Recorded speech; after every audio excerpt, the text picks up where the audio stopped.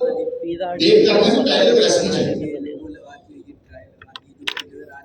Pizza का एक set formula है, सबसे पहले डो, फिर टोमेटो सॉस, फिर उसके ऊपर वेजीज, फिर उसके ऊपर चीज, और फाइनली जाके आपने उसको बेक कर दिया। अब ये सेट ऑफ इंस्ट्रक्शंस है। अगर आप वेजीज के ऊपर टोमेटो सॉस डाल देंगे तो जलने की वजह से उसका टेस्ट कुछ और हो जाएगा। खुदा ना खास्ता पिज्जा जल गया तो वो एक अजीब सा टेस्ट देगा। ये जो सीक्वेंस है ना, सीक्वेंस को फॉलो करना चाहिए। ये जो सीक्वेंस आप डिफाइन कर रहे हैं, ये बेसिकली आप अपने प्रोग्राम का एल्गोरिथम डिफाइन कर रहे हैं। बीएस के स्टूडेंट्स की सबसे ज्यादा जान 3 कोर्सेज से जाती है: स्टैटिस्टिकल एनालिसिस, एल्गोरिथम एनालिसिस और फाइनल ईयर प्रोजेक्ट। ये 3 सब्जेक्ट हैं जिसके अंदर सबसे कोर सब्जेक्ट जो है ना वो स्टैटिस्टिकल एनालिसिस है और ये एल्गोरिथम, क्योंकि ये सबसे मुश्किल काम है। प्रोग्राम तो कोई भी लिख सकता है, एफिशिएंट प्रोग्रामिंग कोई कर सकता है। एफिशिएंट प्रोग्रामिंग है ना बेसिकली इस एल्गोरिथम की बेस पे। अगर आपने एक दफा अपना एल्गोरिथम सही डिजाइन कर लिया, जितनी दफा उस प्रोग्राम को एग्जीक्यूट करेंगे रिजल्ट हमेशा सेम आएगा।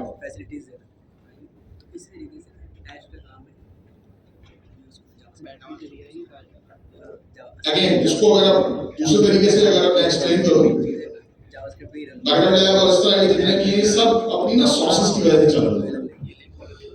हर बर्गर कोई कहीं से भी आप बर्गर बना लें, पैटी होगा उसमें एक बन होगा, लेकिन जो उसका टेस्ट डेवलप हो रहा होगा ना वो पैटी या बन से डेवलप नहीं हो रहा, उसकी सॉसेस से डेवलप होगा।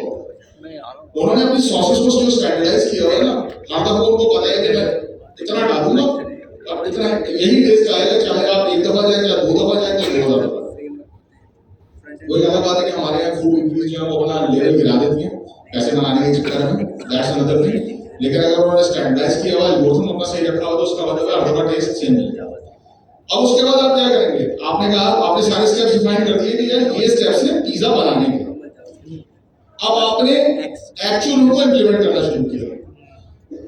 डो में पानी में डो बनाने के लिए पानी, यीस्ट, नमक और ये सारा गूंद गांद के उसको आपने जो बना दिया, डो बना दी। डो को फैलाया, डो को फैलाने के बाद उसके ऊपर आपने चीज सॉस लगाया, आपने उसमें सॉस लगाया, फिर वेजीज रखी, फिर जो भी उसका प्रोसीजर होता है वो आपने किया। ये बहुत भूख लगी है इसको, मैं कैसी बातें कर रहा हूँ, ऐसी बातें नहीं करनी चाहिए मुझे, और क्लास में तो बिल्कुल भी नहीं करनी चाहिए। ठीक है, अब वो सारी चीजें मैंने क्या की, मैंने बताया कि भाई इस रेसिपी को एग्जीक्यूट करो। कोडिंग की फॉर्म में मैंने उसको बताया कि ये स्टेप्स हैं, इसको एग्जीक्यूट करो।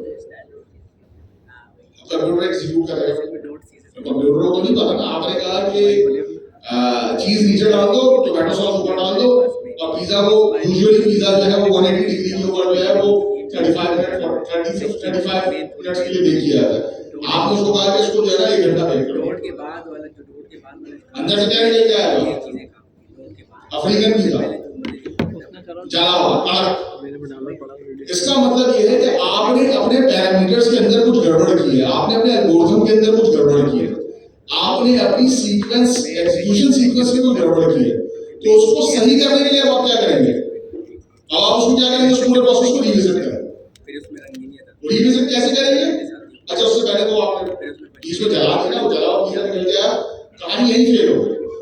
हो सकता है कि जला हुआ पिज्जा निकल के ना आए, लेकिन एक अच्छा देखने में डिसेंट पिज्जा निकल गया है। आपने कहा यार चलो उसको टेस्ट टेस्ट करते हैं, आपने उसको खोला, मुंह में रखा, 2 चीजें होंगी, या तो वो बाबा या फिर जो बनाने वाला उसको बाबा।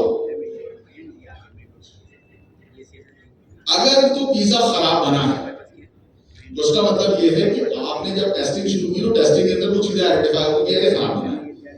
मसला ये है कि एक दफा पिज्जा सही बना, उसके बाद खराब बना।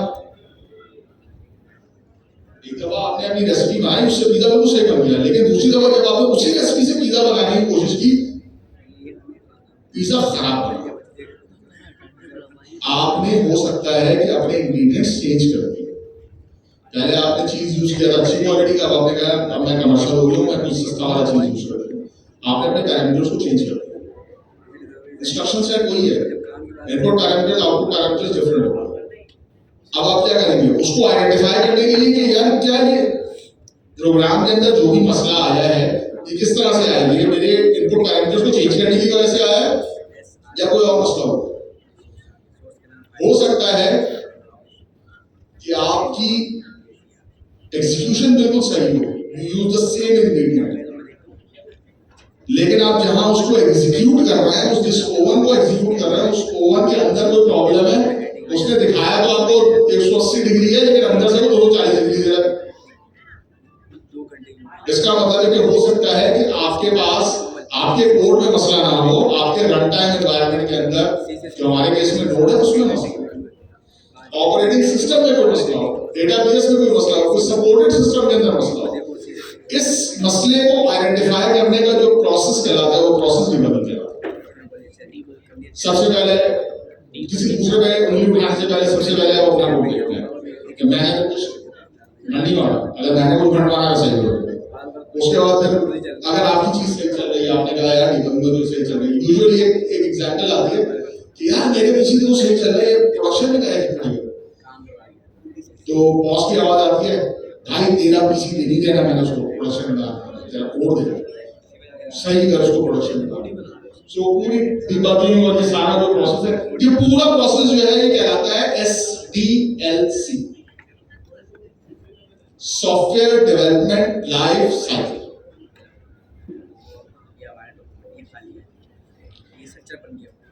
इसमें और बहुत सारी चीजें हैं कि सॉफ्टवेयर डेवलपमेंट लाइफ साइकिल के अंदर जो है ये चीजें नहीं होती, इसके अलावा बहुत सारी चीजें होती है, प्रोजेक्ट मैनेजमेंट भी होती है, बजटिंग भी होती है, फाइनेंस वाली सारी चीजें भी होती है। लेकिन जो एक्चुअल जो डेवलपर्स आपस में जो एक दूसरे के बाल नोच लोग हैं ना, वो सिर्फ इस 4-5 चीजों में नोच लोग। ये है हमारा पूरा सॉफ्टवेयर डेवलपमेंट लाइफ साइकिल का प्रोसेस, और ये प्रोसेस होता है आइटरेटिव। आइटरेटिव का मतलब ये है कि आपने एक इशू आइडेंटिफाई हुआ, आपने फॉलो अप उसको सही किया और आप उसके एडिशन पे चले गए।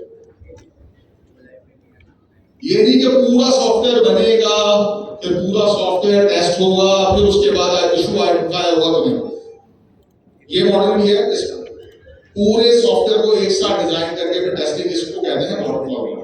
ये मॉडल आगे जाके आएंगे, कभी जब पढ़ोगे तो उसको पता चलेगा, लेकिन ये है कि SDLC नाम याद रखो, वाटरफॉल आइटरेटिव इसको नाम रखो तो जरूरत नहीं है, लेकिन SDLC नाम दिमाग में होना चाहिए। What are the basic building blocks of programming? Yeah, I think फिर मसला होगा आपको, थोड़ा बात कर देते हैं।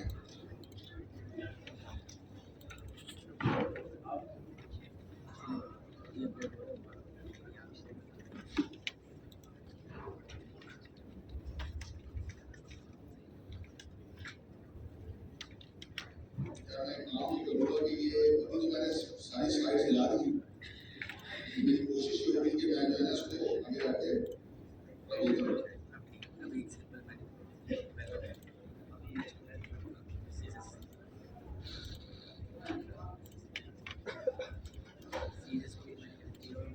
यार वो ये मसला ये है कि साइज तो ये रहेगा ना स्क्रीन का।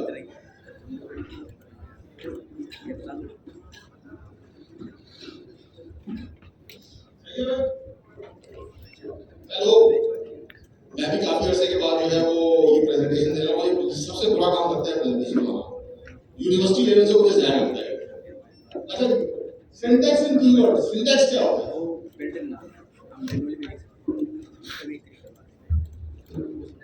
क्या बात है, ये भाई ने कुछ कहा, सिंटैक्स क्या होता है?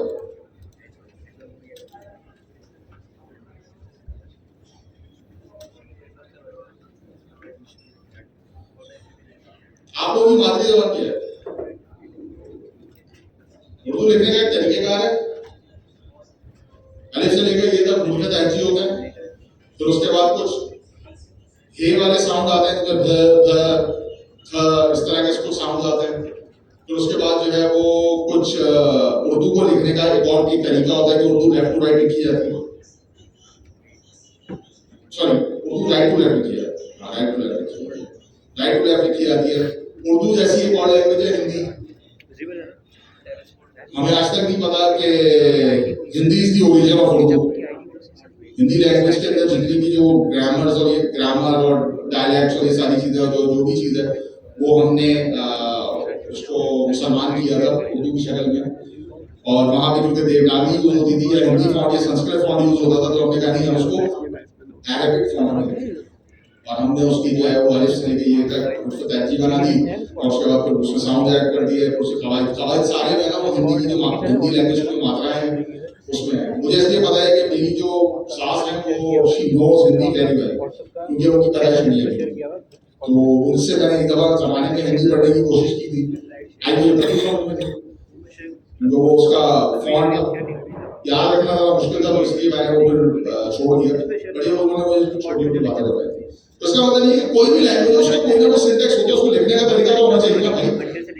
उसमें कुछ ऐसे वर्ड्स होंगे जो काम के होंगे, जिन वर्ड्स का मतलब अगर आपने चेंज कर दिया तो काम खराब हो जाएगा। ऐसे वर्ड्स क्या कहलाते हैं?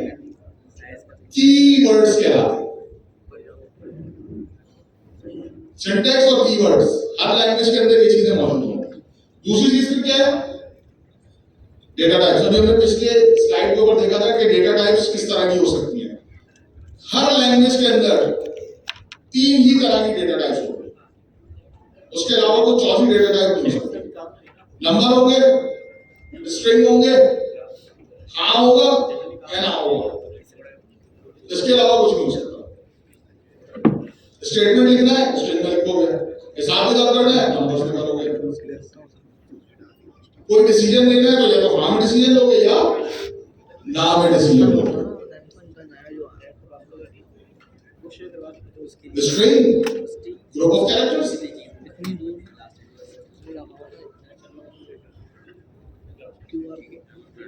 मैं यहाँ खड़े होके पढ़ा रहा हूँ, कंप्यूटर प्रोग्राम के अंदर ये स्ट्रिंग होगी।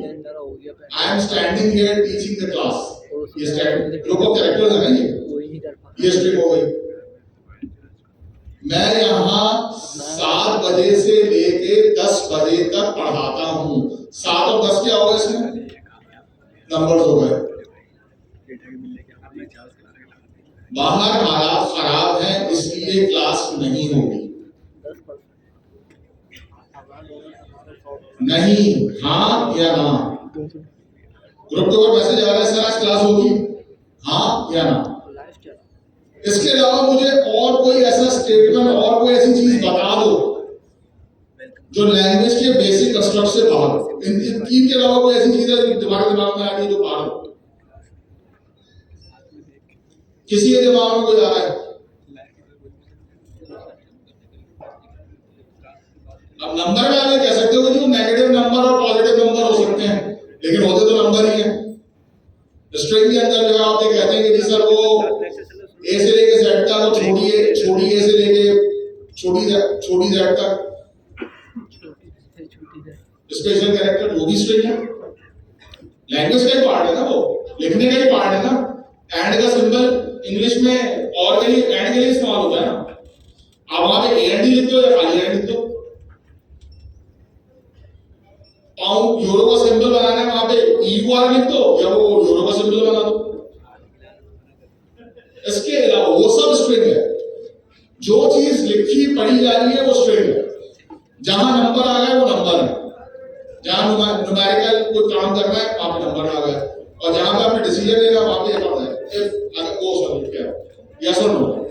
इसके अलावा आपके पास और कोई डेटा टाइप शायद एग्जिस्ट नहीं करती। अगर कोई कर सकती है तो मुझे बता दे, मुझे अच्छा लगेगा कि मेरी नॉलेज में आ।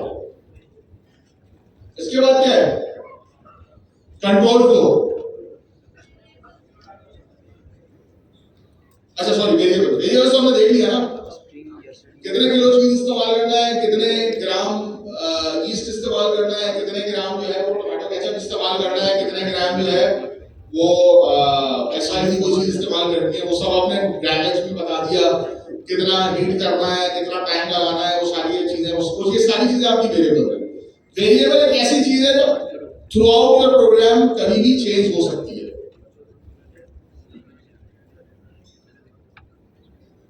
15 मिनट तक पिज्जा को बेक करना है, टाइमर लगा दिया। टाइमर क्या है? हर एक सेकंड के बाद जो है ना बढ़ता चला जा रहा है। हर एक सेकंड के बाद वेरिएबल की वैल्यू